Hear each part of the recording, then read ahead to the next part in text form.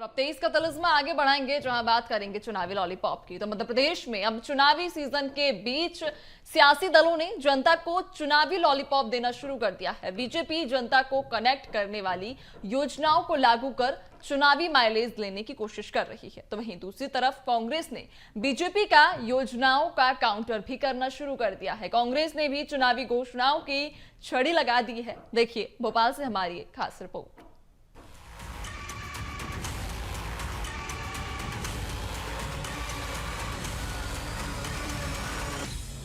MP में विधानसभा चुनाव के नजदीक आते ही बीजेपी कांग्रेस ने अपनी सक्रियता को पहले से ज्यादा बढ़ा दिया है। दोनों ही दल जनता से जुड़ी योजनाओं को लेकर दावे और वादे भी कर रही है।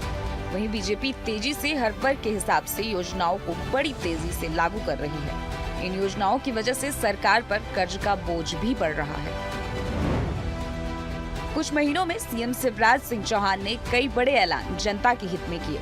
सरकार ने हर वर्ग का ध्यान रखा, हर एक को साधने की कोशिश भी की है। बीजेपी सरकार की योजना लाडली बहन योजना के तहत बीजेपी महिलाओं को 1000 रुपए हर महीने दे रही है। 1 करोड़ 30 लाख से ज्यादा महिलाओं को इसका फायदा मिल रहा है। इस पर हर साल अनुमानित 12,000 करोड़ रुपए खर्च आएगा।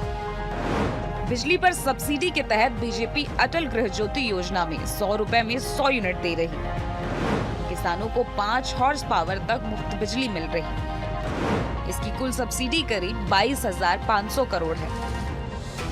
बीजेपी को महिलाओं का साथ मिला तो वह 51% से अधिक वोट शेयर के टारगेट को आसानी से हासिल कर सकती है। लाडली लक्ष्मी योजना में अब तक 44.3 लाख बालिकाओं को रजिस्ट्रेशन हो चुका है। इसके लिए 929 करोड़ रुपए का बजट भी तय है। महिला स्व सहायता समूहों से 47 लाख से अधिक महिलाएं जोड़ी जा चुकी हैं। वहीं प्रधानमंत्री मातृ वंदना योजना में प्रदेश में करीब 33 लाख हितग्राहियों का पंजीयन हुआ है। बीजेपी दावा कर रही है कि उसने हर वर्ग का ध्यान रखा है, सबका साथ सबका विकास की भावना से काम कर रहे हैं। कांग्रेस ने आजीवन अपने राजनीतिक काल में इसी प्रकार की प्रलोभन की लॉलीपॉप वाली जो राजनीति, जिसको हम कहते हैं लॉलीपॉप पॉलिटिक्स, वो करी है।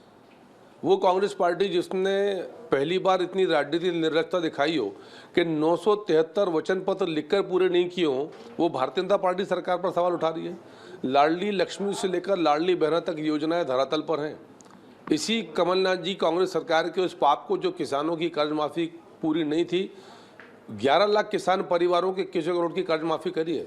जिनके बिजली के बिल के डिफॉल्टर थे कमलनाथ जी की वजन पत्र की धोखाधड़ी से, उनके बिजली के बिल के ब्याज शिवराज सरकार ने माफ किए। और कांग्रेस कहती लॉलीपॉप है। मुझे लगता है कांग्रेस बौद्धिक दिवालियापन से गुजर रही, हताशा निराशा के दौर में है। कांग्रेस भी जनता के बीच जाकर जमकर घोषणाओं का ऐलान कर रही है। कांग्रेस अपनी 15 महीने की सरकार के आंकड़े सामने रखकर बीजेपी पर पलटवार कर रही है। साथ ही बीजेपी की योजनाओं का काउंटर भी किया जा रहा है। कांग्रेस की घोषणाएं, रसोई गैस सिलेंडर 500 रुपए में देंगे। पुरानी पेंशन योजना बहाली कर कर्मचारियों को राहत मिलेगी।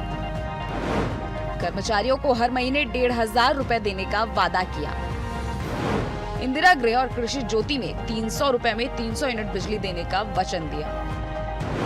किसान कर्ज माफी का दायरा बढ़ाने का वादा किया। कांग्रेस का आरोप है कि हर योजना कांग्रेस की योजना के सामने धाराशाही हो गई है। बीजेपी लॉलीपॉप योजना चला रही है। देखिए, लाडली बहना योजना पहले दिन से नारी सम्मान योजना के सामने धराशायी हो गई है। तभी इसका कारण है कि जहाँ इन्होंने पहले घोषणा की थी कि 1000 रुपये दूंगा, आज उनको बोलना पड़ रहा है कि मैं 3000, जबकि ये सब जानते हैं कि झूठ है। ना तो बहनों तक 1000 पहुँचे और ना ही ये 3000 पहुँचेंगे। ये सिर्फ उनके कुछ खास लोग हैं, उनके रजिस्ट्रेशन कराएंगे। कई गरीब बहनों के आज भी रजिस्ट्रेशन नहीं हो रहा। उसमें जिस तरह के डॉक्यूमेंटेशन मांगा गया है, उससे साबित होता है कि ये शिवराज जी की सिर्फ एक लॉलीपॉप योजना है और कुछ नहीं।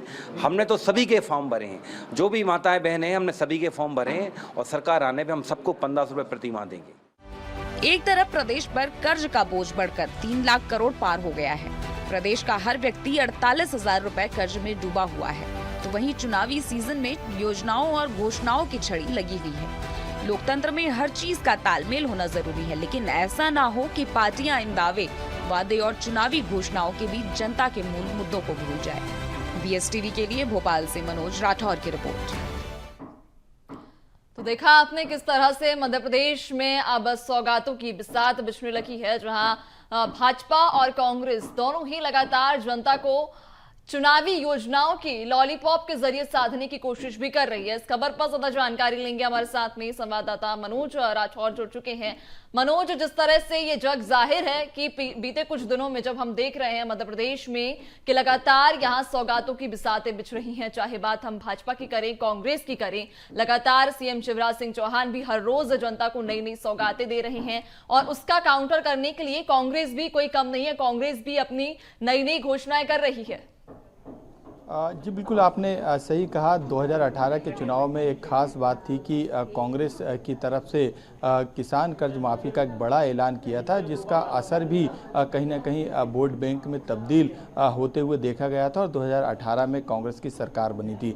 हालांकि अब जो समय है वो बदला हुआ है। यही कारण है कि फिर से सत्ता में बने रहने के लिए बीजेपी ने लगातार तमाम योजनाओं को जारी किया है। लाडली लक्ष्मी बहना हो या फिर रोजगार से जुड़ी तमाम योजना हो या फिर किसानों से जुड़ी तमाम योजना, लगातार ताबड़तोड़ जो है वो सौगातों की झड़ी जो है वो हर वर्ग के लिए बीजेपी की सरकार के द्वारा दी जा रही, चाहे वो कर्मचारी वर्ग हो, चाहे दूसरे डिपार्टमेंट का मामला हो, हर वर्ग को खुश करने की यहाँ पे कोशिश की जाए। लेकिन यहाँ पे कांग्रेस भी पीछे नहीं है, काउंटर लगातार कर रही। नारी सम्मान योजना के तहत 500 रुपये में सिलेंडर महिलाओं को देने का वादा किया है। इसके अलावा जो बिजली बिल है वो भी कम करने का वादा किया है। रोजगार से जुड़े तमाम मुद्दों पर तमाम योजनाएं जो है वो कांग्रेस ने उसको लेकर भी कई बड़े ऐलान किए हैं। तो यहाँ पे दावे जरूर किए जा रहे हैं, वादे जरूर किए जा रहे हैं, लेकिन एक बात ये भी देखना पड़ेगा कि मध्य प्रदेश में जो एक व्यक्ति है उस पर करीब 48,000 रुपये का कर्ज भी है, यानी 3 लाख करोड़ रुपए का मध्य प्रदेश पे कर्ज है। ऐसे में लोकतंत्र के हिसाब से ये जरूरी है कि ये तालमेल बिठाने की कोशिश भी की जाए और विकास की रफ्तार भी कम ना हो। लेकिन यहाँ पे जब चुनाव आते हैं तो लगातार चाहे बीजेपी हो या कांग्रेस हो या दूसरे दल, वो कहीं ना कहीं बड़े बड़े वादे करते हैं, बड़े बड़े दावे करते हैं, लेकिन जनता से जुड़े जो मूल मुद्दे रहते हैं वो कहीं ना कहीं इन चुनावी सौगातों के बीच गुम हो जाते हैं। और यही कारण रहता है कि जब जनता से जुड़े मुद्दे जब चुनाव के बाद पूरे नहीं हो पाते तो जनता में कहीं ना कहीं इस बात को लेकर नाराजगी भी रहती है। लेकिन क्योंकि अब चुनावी सीजन है, ऐसे में लगातार बीजेपी हो या कांग्रेस या दूसरी पार्टी अपने अपने स्तर पे अपने अपने दावे और वादे जनता से कर रही। लगातार कई बड़े ऐलान भी इनके द्वारा किए जा रहे हैं। बिल्कुल मनोज, आपने सही कहा कि जो जनता के जो मुद्दे होते हैं, जो जरूरी मुद्दे होते हैं, वो इन सब चुनावी लॉलीपॉपों के बीच में कहीं ना कहीं फंस जाते हैं। लेकिन जिस तरीके से आपने बात की थी 2018 के चुनाव की, तो 2018 में ये साफ था कि जब कांग्रेस सत्ता में वापस हुई थी तो वो उसकी सिर्फ एक वजह थी, किसानों का कर्जा माफ। लेकिन इस बार अगर हम देखें तो कांग्रेस कई बड़ी घोषणाएं कर रही है, पुरानी पेंशन बहाली की घोषणा, किसानों की कर्ज माफी में बढ़ोतरी की घोषणा, इस तरह की और भी तमाम कई सारे जो प्रलोभन है वो जनता को दिए जा रहे हैं। तो क्या लगता है कि क्या इस बार फिर से कांग्रेस सत्ता में वापस हो सकती है? जी बिल्कुल, क्योंकि चुनाव में जब इस तरीके के वादे किए जाते तो उसका असर भी पड़ता है, चाहे वो वोट बैंक पे पड़ता हो या जनता पे पड़ता हो, और इसका फ़ायदा पार्टियों को होता भी है। जैसे 2018 के चुनाव की मैं बात कर रहा था।